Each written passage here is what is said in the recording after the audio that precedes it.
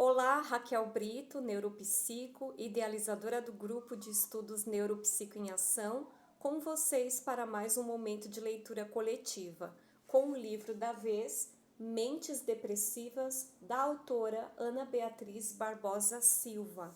Hoje iremos apresentar para vocês o resumo dos capítulos 5 a 8. Sem mais delongas, o capítulo 5, ele fala sobre a depressão infanto-juvenil.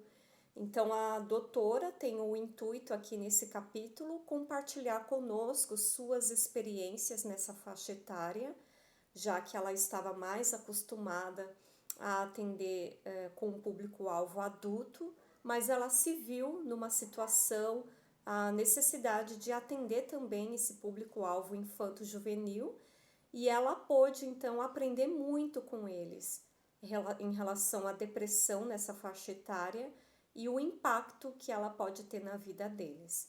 Os estudos mais recentes mostram que a depressão é uma doença que pode atingir pessoas de qualquer faixa etária, e nessa faixa etária aqui, infanto-juvenil, a autora traz que a depressão ela altera de forma significativa o relacionamento deles com a família, o desenvolvimento do convívio social, o rendimento escolar, além de predispor esses jovens ao abuso de álcool. Ela cita muito aqui nesse capítulo a questão do abuso de álcool e drogas, aumentando assim as chances, os riscos de suicídio. Mas existe uma boa notícia. O tratamento precoce da depressão nessa faixa etária é capaz de reduzir muito a gravidade e o tempo de duração da doença. Com relação ao diagnóstico, ele ocorre da mesma forma que nos adultos, mas os seus sintomas podem variar conforme a faixa etária. É importante salientar que na adolescência as meninas apresentam maiores chances de sofrer de depressão do que os meninos, e existem alguns fatores que contribuem para esse quadro depressivo, como por exemplo, o histórico familiar, dificuldade de aprendizagem, talvez ocasionada pelo TDAH, transtorno de déficit de atenção, dislexia e descalculia. Talvez a morte dos pais agrave o quadro também da depressão, algum estresse familiar, negligência ou abuso, doenças crônicas, traumas diversos, como por exemplo assaltos ou morte de forma traumática, que talvez a criança ou adolescente tenha presenciado, são alguns dos fatores. Além desses fatores, existem as comorbidades. O que são comorbidades? É uma condição clínica que acompanha a outra.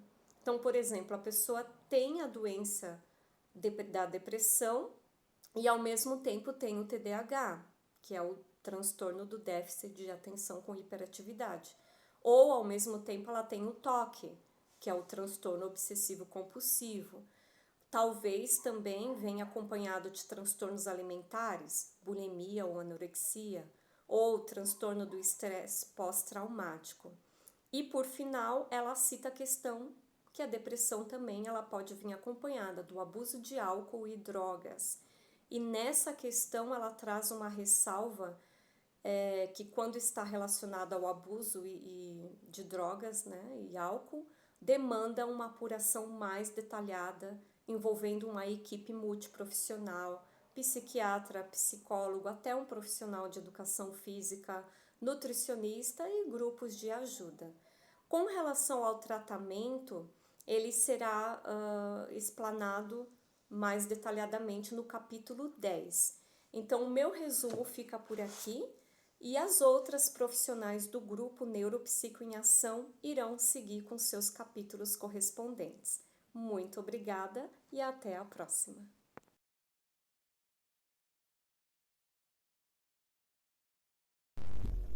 Olá, me chamo Socorro Ibiapina, sou professora, vou dar continuidade à leitura coletiva.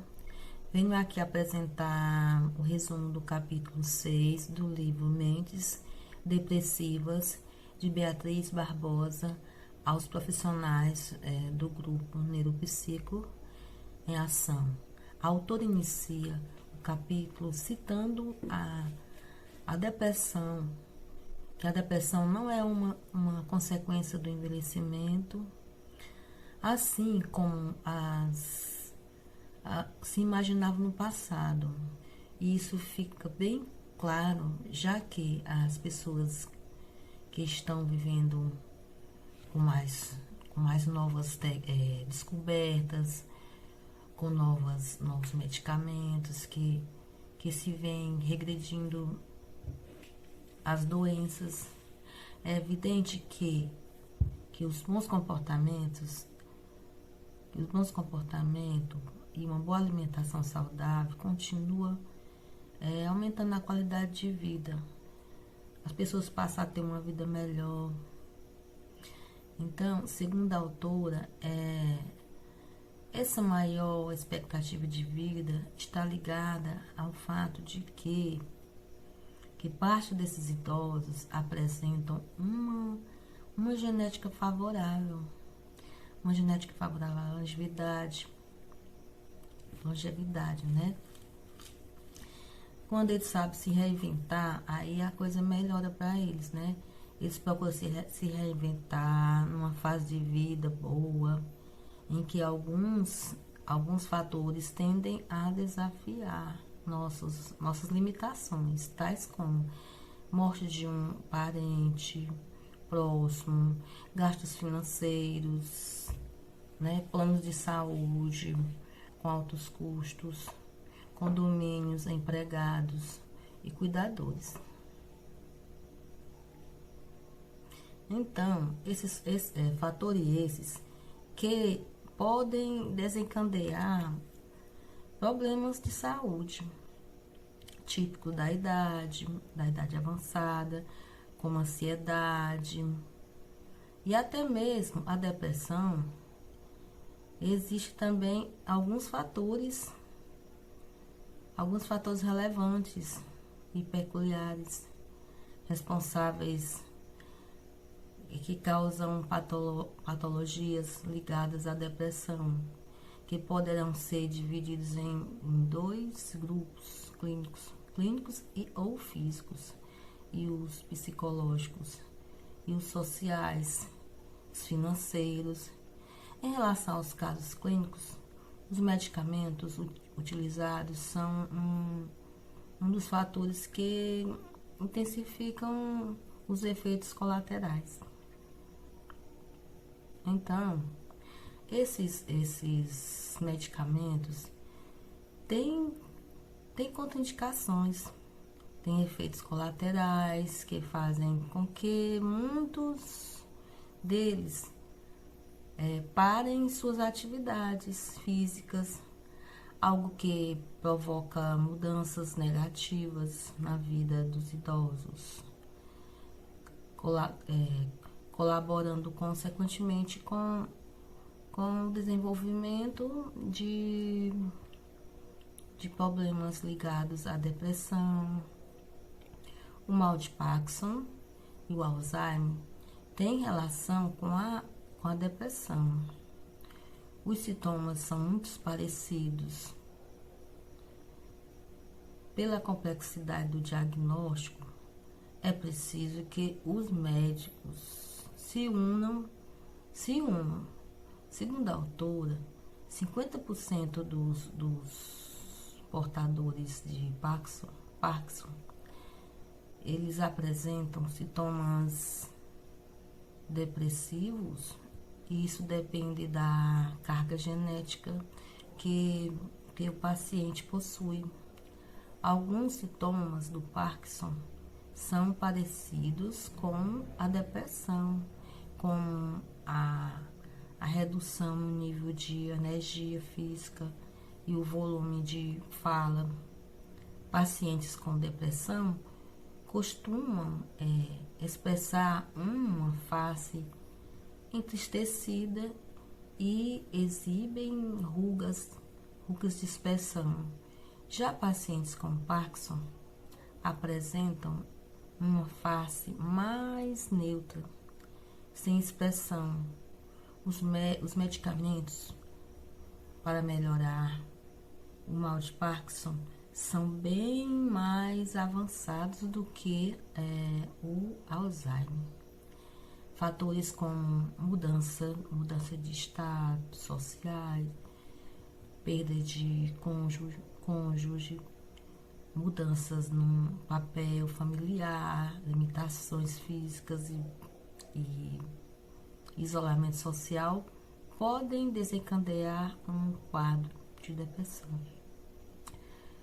Quanto ao tratamento, as medicações podem causar efeitos colaterais em doses reduzidas. Segundo a literatura médica geriátrica, a prevalecência dos transtornos depressivos em idosos é de 13%, e as estatísticas deixam claro que a depressão é comum nessa fase de vida.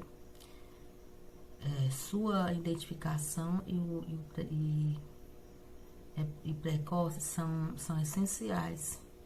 Cerca de 50% dos pacientes que sofrem um acidente vascular, né, aí entram num quadro de depressão. Os primeiros meses, nos 2 anos depois, segundo a autora Ana Beatriz Barbosa. Quanto ao tratamento, ele é o mesmo para jovens. Uma dieta detalhada, porções terapêuticas para todas as faixas etárias serão vistas nos próximos capítulos.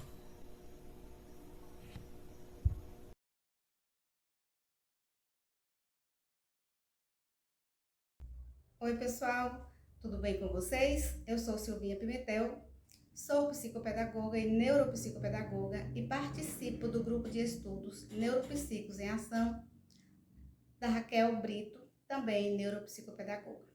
Estamos fazendo a leitura do livro Mentes Depressivas, da doutora Ana Beatriz Barbosa Silva, e eu fiquei com o capítulo 7, que tem como o tema o lado blue do sexo pink. Então, a doutora Ana Beatriz diz que qualquer estudo ou pesquisa realizado sobre uma determinada patologia tende a revelar características básicas sobre ela, sua incidência e sua prevalência, o gênero sexual mais acometido e a faixa etária predominante. Com a depressão clínica, isso não seria diferente. Dentro dessa visão, uma informação que nos salta aos olhos é o fato de os transtornos depressivos terem uma porcentagem maior entre as mulheres. Diversos outros transtornos mentais apresentam maior incidência entre as mulheres e entre eles posso citar alguns como pânico, ansiedade generalizada, estresse pós-traumático, os transtornos alimentares como bulimia e anorexia e o transtorno de personalidade borderline. O transtorno de personalidade borderline, a pessoa que tem esse transtorno é uma pessoa impulsiva. E com essa impulsividade, essa falta de controle sobre suas emoções, ela acaba prejudicando a sua própria vida. Os fatores psicológicos da depressão entre as mulheres guardam estreita relação com sua situação sociocultural. Foram muitos anos de atribulações relacionadas somente ao universo do lar.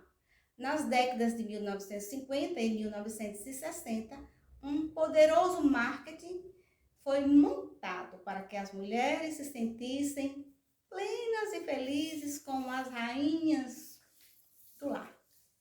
Mas como todos sabemos, marketing é uma coisa e realidade é outra.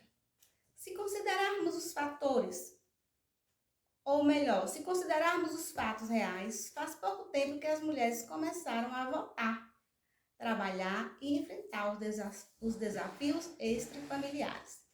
Depois que as mulheres começaram a ter uma vida ativa na sociedade, elas passaram a mostrar sua força, sua competência e seu poder de superação dos sofrimentos. Como já bem disse o poeta mineiro Carlos Drummond de Andrade, amar se aprende amando. E parafraseando, digo, acredito que viver se aprende vivendo.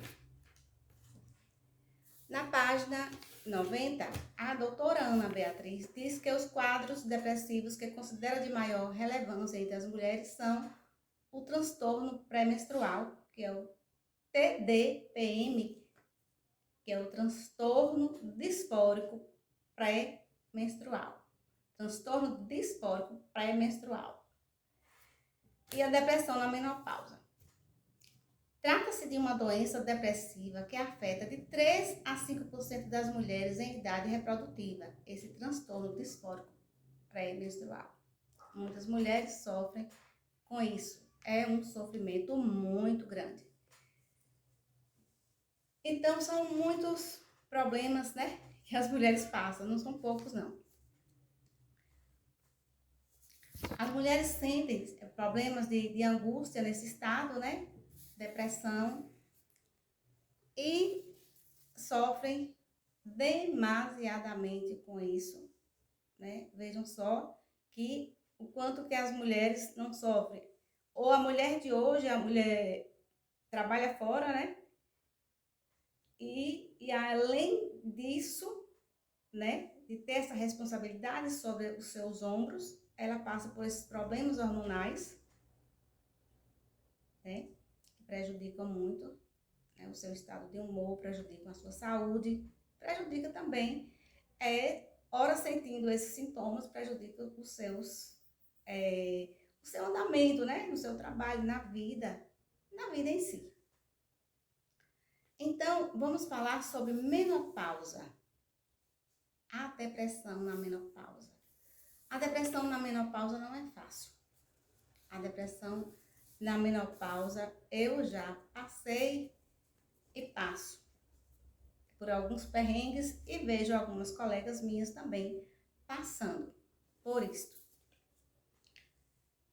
E contando agora uma experiência da nossa autora do livro, ela disse que ela não conseguia engravidar, né? Tentou pelos métodos naturais e não conseguiu, tentou pelos métodos artificiais, né? Pelos métodos de fertilização e não conseguiu. E aí começou, por volta dos 38 anos, ela teve que fazer uma esterectomia, tirar o útero, e depois, a partir dos 41 anos, ela começou a sentir esses problemas de menopausa. E, para completar, digo que não é fácil. A mulher sofre com os problemas hormonais, a transformação do corpo, né? E é visível aos olhos, né, o envelhecimento. Não tem como não perceber, e tudo isso acarreta uma ansiedade muito grande e uma depressão, porque não é fácil envelhecer, né?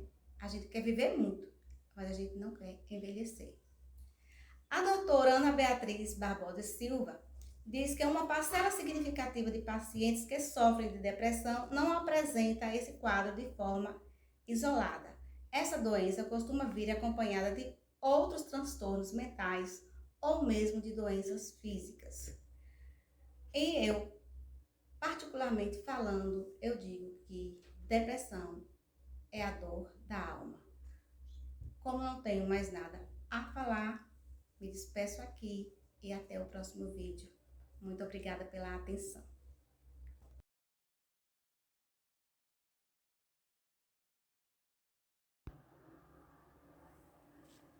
Boa noite, meu nome é Isabel Cero Silva, eu sou psicopedagoga e neuropsicopedagoga.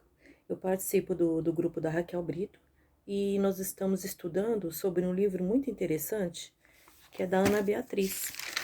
Ana Beatriz, eu vou falar da página, só um minutinho, da 100 a 118. O que diz esse capítulo 8? É a depressão e suas associações.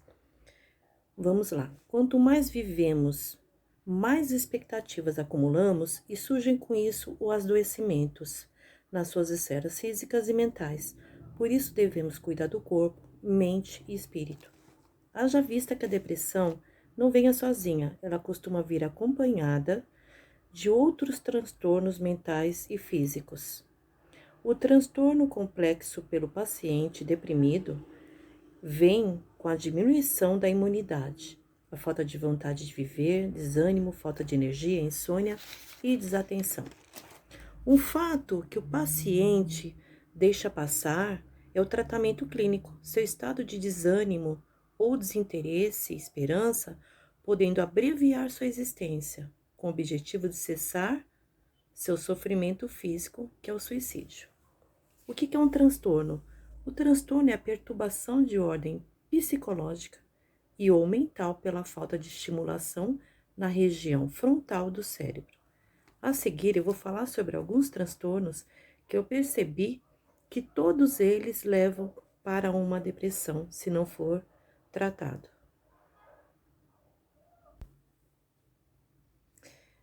Vamos começar pela TAG, é o transtorno de ansiedade generalizada.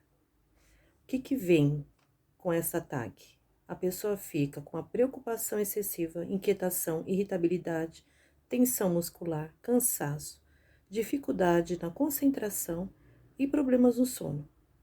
Isso aí por aproximadamente uns 6 meses, podendo evoluir a médio e longo prazo. Quando a depressão se instala, vem com ela a hipersensibilidade, irritabilidade, alteração no libido, desesperança, falta de vontade de viver e até pensamentos suicidas. O transtorno de estresse pós-traumático são aqueles quando a pessoa sofre um assalto, sequestro, acidente de carro, desastres naturais, e vem com ela uma profunda tristeza, desencadeando uma série de sintomas físicos e psíquicos. É um flashback do tormento, é assim que a gente costuma dizer. A fobia social, ela é muito mais do que o medo que é muito mais do que a timidez, porque ele se isola, a pessoa se isola e sofre uma profunda sensação de solidão, medo de ser observado e julgado, uma mente repleta de pensamentos negativos. No decorrer do tempo, ele traz grandes prejuízos em todos os aspectos, desencadeando a depressão também.